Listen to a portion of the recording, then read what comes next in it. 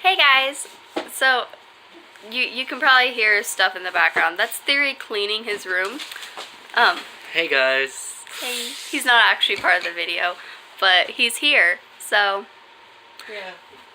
But anyway, today I'm going to talk about Witchy Aesthetic. So, I've heard a few people, and it's not like a ton of people, but it's been like enough to kind of frustrate me. Some people talking about how Witchy Aesthetic is stupid. And there's one particular girl that made a whole video that was like over 10 minutes long just ranting about Witchy Aesthetic. We'll link her video in the description. Maybe. We will. Okay, fine. We will, I guess. Anyway. So basically she like just like totally down on witchy aesthetic, but the aesthetic she described is dark witch aesthetic specifically. And that's one thing that irritates me that I don't think people realize, is that witchy aesthetic is not one specific thing, it's a category of things. So like you have like dark witch aesthetic, nature witch aesthetic, you even have like modern witch aesthetic. I mean, Theri has a whole medical witch aesthetic thing going on. I don't know how he does it, but it's legit. Yeah. I'll do an altar update soon. And so every witch has kind of their own aesthetic. So there's not just one aesthetic that like rules them all. Like you have to have this no. Everybody has a different aesthetic. And it mostly comes down to the materials you use and what kind of stuff you do. For example, like Theri just has empty pill bottles on hand, so he stores things in empty pill bottles.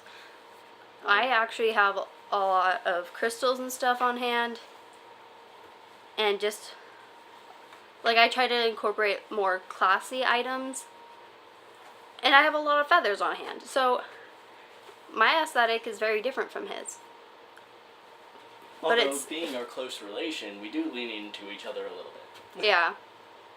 But we still have our own aesthetic, and it varies, like, throughout the year, even. And it's something that, like, we didn't, like, go, oh, I want to make this my aesthetic.